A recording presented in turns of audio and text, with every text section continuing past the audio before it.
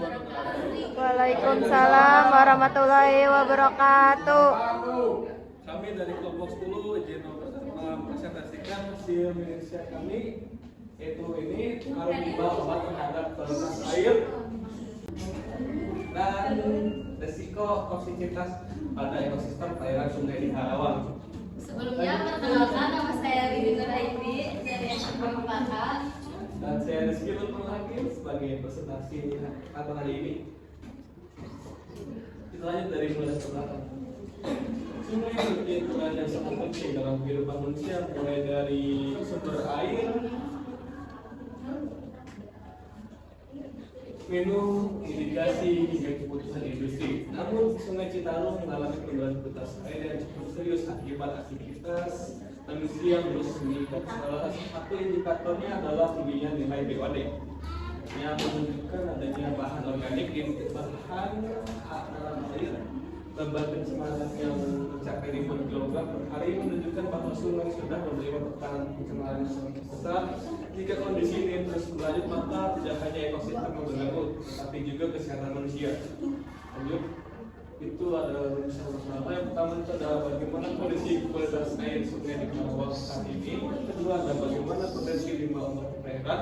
Yang ketiga, bagaimana pengaruh limbah obat terhadap kualitas air. Yang keempat, bagaimana tingkat toksisitas terhadap organisme akuatik. Lanjut. Selanjutnya, tujuan penelitian. Tujuan penelitian ini adalah untuk memberikan gambaran yang jelas mengenai kondisi lingkungan perairan di Sungai Karawang. Penelitian ini tidak hanya bertujuan untuk mengetahui kualitas air, tetapi juga untuk mengidentifikasi keberadaan limbah obat yang seringkali tidak terlihat secara langsung. Selain itu, penelitian ini juga bertujuan untuk memahami dampak limbah tersebut terhadap kualitas air dan organisme yang hidup di dalamnya, sehingga dapat menjadi dasar dalam pengelolaan lingkungan. Selanjutnya ada limbah farmasi. Limbah farmasi ini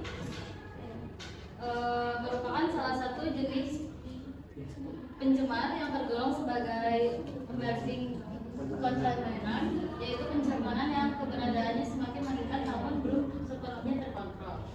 Limbah ini dapat masuk ke perairan melalui berbagai jalur seperti ekskresi manusia setelah mengonsumsi obat, pembuangan obat yang sudah tidak terpakai, serta limbah dari industri farmasi. Senyawa dalam limbah obat bersifat bioaktif dan tidak mudah terurai oleh sistem pengolahan air biasa, sehingga dapat bertahan lama di lingkungan dan berpotensi menimbulkan dampak negatif. Lanjut, ada kualitas air. Air sungai biasanya dihitung menggunakan beberapa parameter, yaitu BOD, COD, dan DO. BOD menunjukkan jumlah oksigen yang dibutuhkan oleh mikroorganisme untuk menguraikan bahan organik. Jika nilai BOD tinggi, maka oksigen dalam air akan berkurang karena digunakan untuk proses dekomposisi.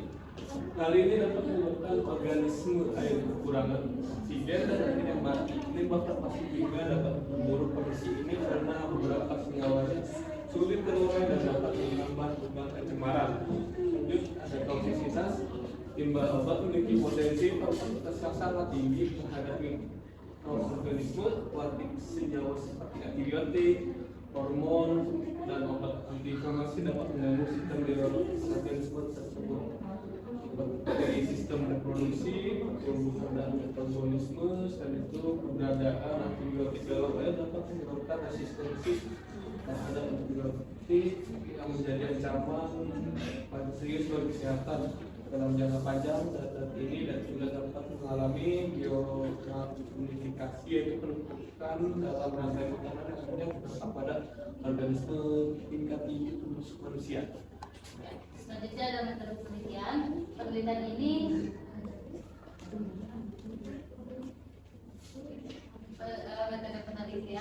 Penelitian ini menggunakan metode literatur review, yaitu dengan mengkaji berbagai jurnal ilmiah yang relevan. Sumber data diperoleh dari database terpercaya seperti Google Scholar, PubMed, dan ScienceDirect. Metode ini dipilih karena memungkinkan peneliti untuk mengumpulkan dan menganalisis berbagai hasil penelitian sebelumnya secara sistematis.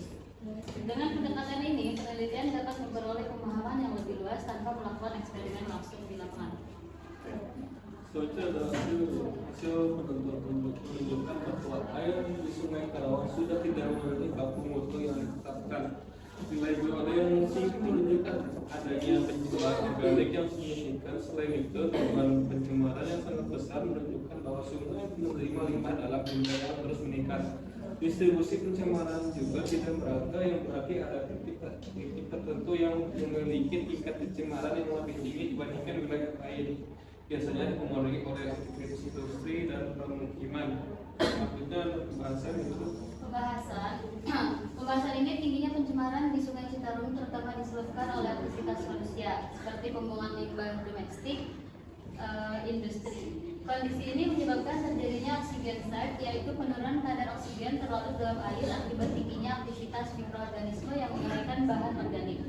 Akibatnya, kemampuan alami sungai untuk membersihkan dirinya sendiri atau self-purification menjadi tidak optimal. Selain itu, adanya potensi limbah farmasi semakin memperparah kondisi karena zat ini sulit terurai dan dapat memberikan dampak jangka panjang terhadap ekosistem.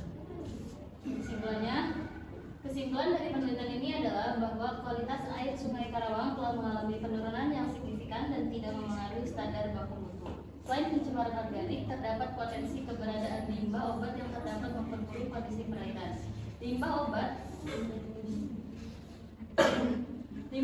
bersifat persisten, sulit terurai, dan memiliki potensi toksisitas terhadap organisme akuatik.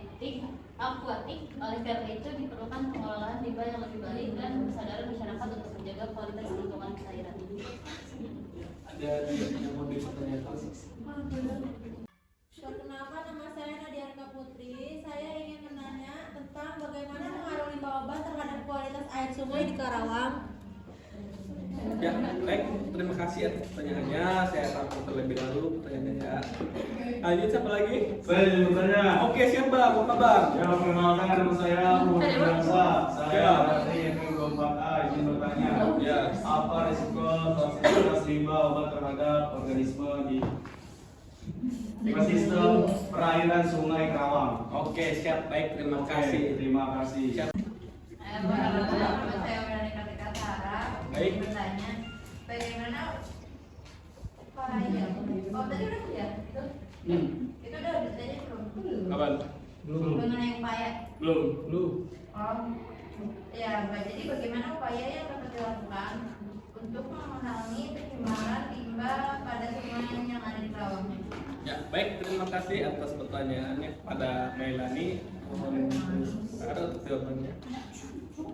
Izin menjawab pertanyaan yang pertama dari Nadia itu bagaimana pengaruh limbah obat terhadap kualitas air sungai di Karawang. Jadi limbah obat dapat menurunkan kualitas air sungai melalui perubahan parameter fisik, kimia, dan biologis. Senyawa farmasi seperti antibiotik, analgesik, dan hormon seringkali tidak terurai sempurna di instansi pengolahan air limbah sehingga masuk ke badan air. Nah, keberadaan zat ini dapat meningkatkan nilai COD dan BOD yang menandakan penurunan kualitas air. Selain itu, limbah obat juga dapat mengganggu keseimbangan organisme alami di sungai.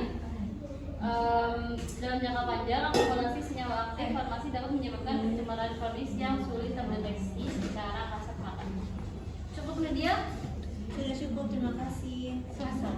Ya, lanjut.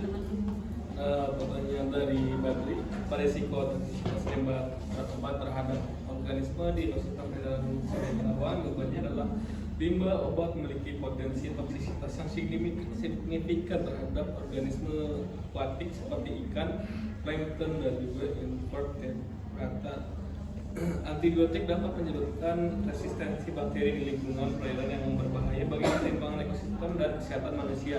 Senyawa hormon dapat mengganggu sistem endokrin ikan, menyebabkan perubahan reproduksi seperti feminisasi pada ikan jantan. Selain itu, jangka panjang terhadap obat-obatan tertentu dapat menyebabkan bioakumulasi dalam jaringan organisme yang berpotensi masuk rantai makanan. Sampai sini paham Bang Badri? Oke, cukup. Terima kasih atas jawabannya. Ya. Kita lanjut ke pertanyaan Nailani. Ya. Itu ada jawabannya.